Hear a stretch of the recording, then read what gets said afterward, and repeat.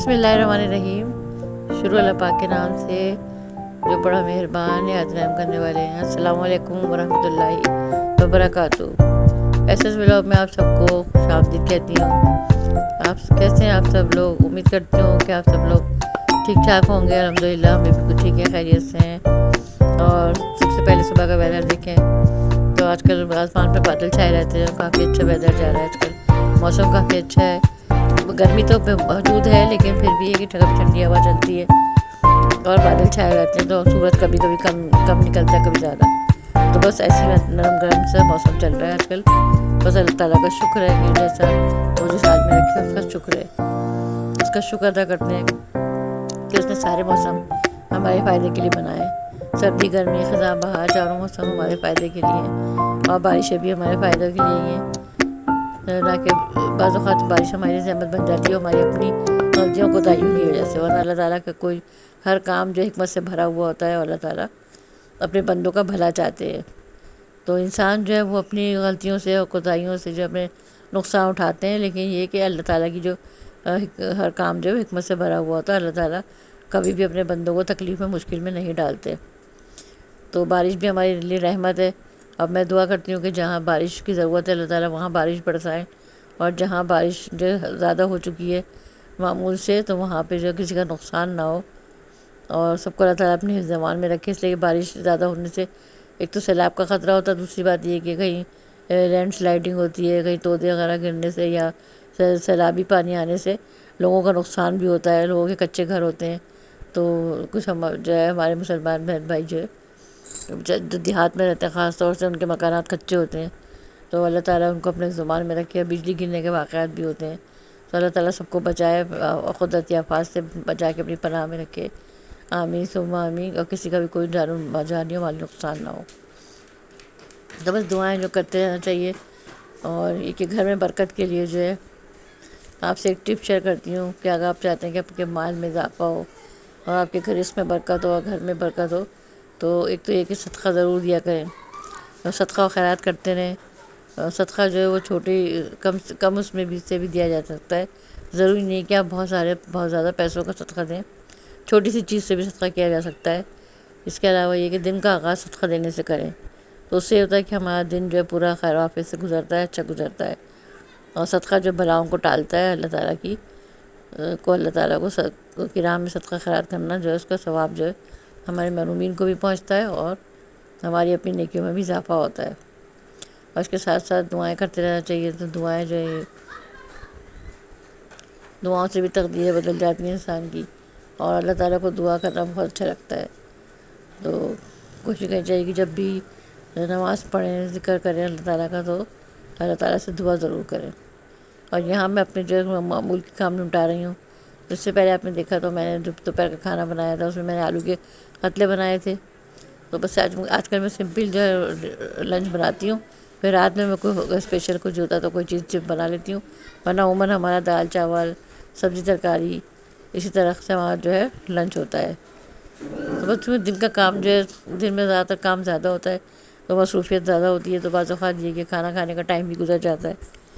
लेकिन कोशिश करनी चाहिए कि अपने सारे काम वक्त पर करें और पहले से जो है अपने काम दिन का आगाज़ जल्दी कर दें, ताकि हमारे सारे काम वक्त पर हो सकें, हमें परेशानी भी ना हो। तो बस जो काम डिटेल में करने वाला होता है मुझ तो मैं उसको भी बाद में करती हूँ, और जो पहले मैं अपना खाना जो है लंच या दोपहर का वो रेडी करती हूँ, और उसके बाद फिर मैं किचन को समेटते हुए बर्तन वगैरह वॉश कर देती हूँ। तो बस इसी तरीके से जो है हमारा जो है दिन गुजर जाता है, पता भी नहीं चलता, और लगता है ऐसे कि जैसे काम अभी हमारे बाकी हैं।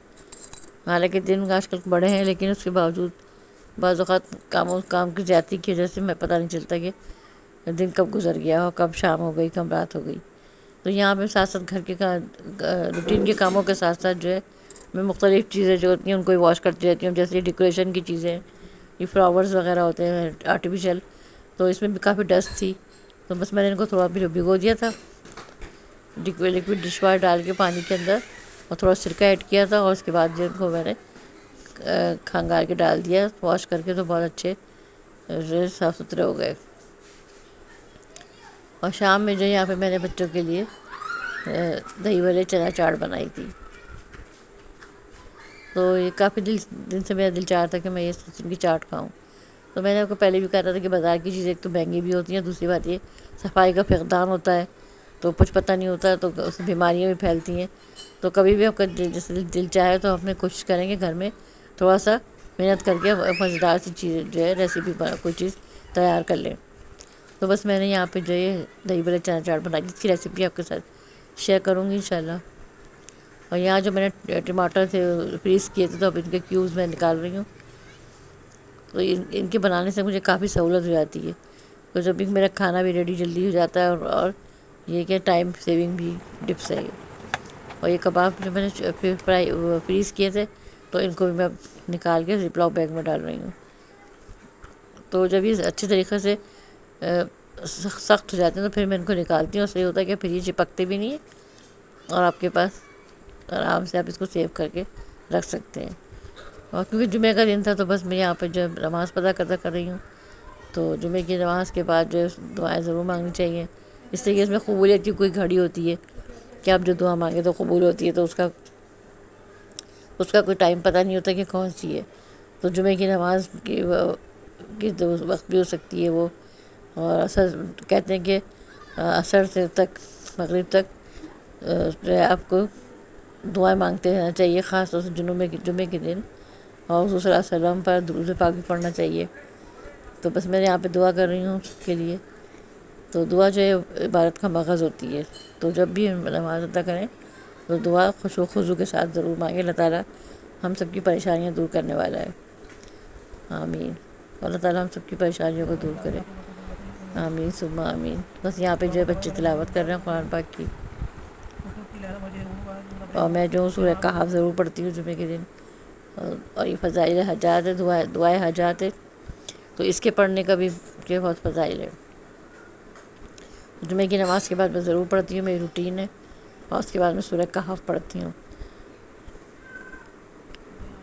تو بس میں اس کے بعد تسبیحات وغیرہ پڑھ رہی ہوں، اور تسبیح پہ بھی میں جو ہے درود پاک پڑھتی ہوں، سبحان اللہ الحمدللہ اللہ اکبر پڑھتی ہوں۔ تو ہر نماز کے بعد ایک تسبیح پڑھیں، تو اس سے بھی آپ کو بہت فائدہ ہوگا۔ تو بس ہماری ساری پریشانیاں اللہ تعالیٰ کے ذکر سے ہی دور ہوتی ہیں۔